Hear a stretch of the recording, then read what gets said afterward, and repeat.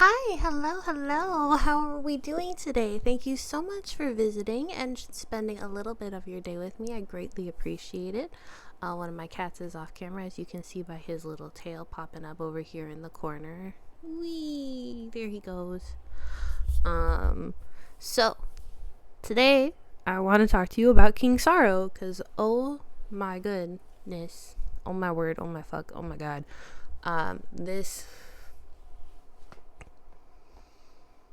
This book had me feeling confused, because there are times where I would be like super into the book, and there are times where I would just be like, why am I listening to this book? So it's the longest book I've read so far in 2026 at 881 pages, or 26 hours if you're listening to the audiobook, which is what I was doing, and that's King Sorrow by Joe Hill. It's a fantasy horror. It came out in October of 2025. And long story short, I would recommend it. I think it's a great story. I'll go through and I'll read the little summary blurb real quick, and then give my rating, and then I'll give a little bit more of an in-depth kind of opinion. So Arthur Oakes is a reader, a dreamer, and a student at Rackham College, Maine, renowned for its frosty winters, exceptional library, and beautiful buildings.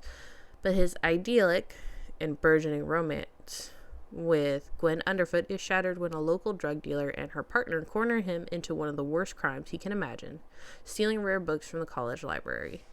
Trapped and desperate, Arthur turns to his closest friends for comfort and help. Together they dream of a wild, fantastical scheme to free Arthur from the cruel trap in which he finds himself. Wealthy, irrepressible Colin Wren suggests using the unnerving Crane journal bound in the skin of its author to summon a dragon to do their bidding. The others, brave and beautiful Allison Shiner, the battling twins Donna and Donovan McBride, and brainy bold Gwen, don't hesitate to join Colin in an effort to smash reality and bring a creature of the impossible into our world. But there's nothing simple about dealing with dragons, and their pact to save Arthur becomes a terrifying bargain in which the six must choose a new sacrifice for King Sorrow every year or become his next meal. So,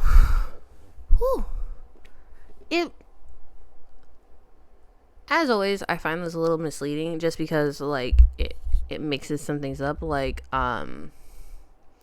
At the beginning of the book, Gwen and Arthur don't have a budding romance. They don't have any of that. That comes a little bit later.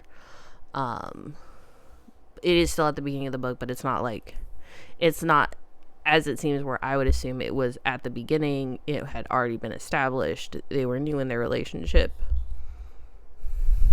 But that is not the case. Overall, I gave it a 4.5 stars, and I described it as very twisty. A lot of things happened that I weren't expecting, which I found very enjoyable, which kept me interested even though I almost DNF'd it like 3 times, because it is a very medium-paced book. There are moments where it is very fast-paced, very much like I'm in it to win it. I'm reading it. I'm listening to it. I'm loving it. I think it's amazing. And then there are definitely moments where I had to fight to keep listening to it. And I was like, I'm listening to it at 2 times speed and I want to turn it off. Like, what? But overall, I found it really enjoyable. Overall, I thought that the friendships between the 6 of them was really powerful, really interesting, really well done. The different perspectives of the characters, I'll definitely be reading another Joe Hill book for sure. My favorite characters were actually Gwen Underfoot and Arthur Oakes. Some things that happened in the book made me very sad for both of those characters, and it made me really kind of be like, oh man, that they don't get to experience what I want them to experience. So that was kind of a thing, and that's where the emotional draw for me is that there are moments where I was like, man, I really want these characters to be able to experience these things, and now they're never going to be able to because of stuff that happened in the book, because of things that were done. And it was just, it was quite an emotional ride for me. I do recommend it. I think it's a great book. My overall takeaways for it was never make deal with a dragon. Never make a deal with a dragon. I mean, that seems like common sense, but I guess it makes more sense, like, when you think about it in terms of, like, watch your wording. Because the way you word things is important. Watch wording in contracts that you're signing, you know, that kind of thing. Like, just be a little bit more wary. Not 100% wary, but be a little bit more wary about what you're saying and what you're doing and how that affects other things. Another takeaway that I got from the book is amends should be made when applicable and when possible.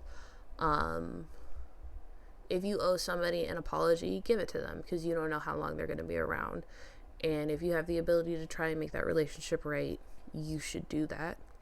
That's not to say that you should put yourself at risk of harming yourself. That is to say that if you have the ability to, it would not harm you. It would not harm the other person.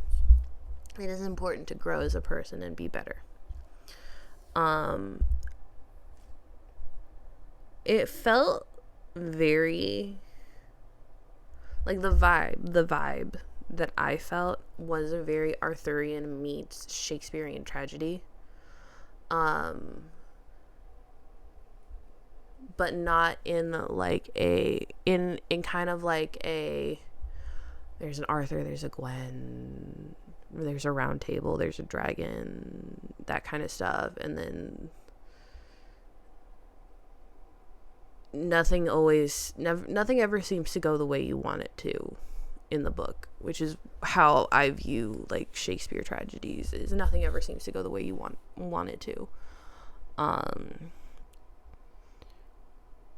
Which is an interesting thing. But I really enjoyed it. I thought it was good. I highly recommend the book.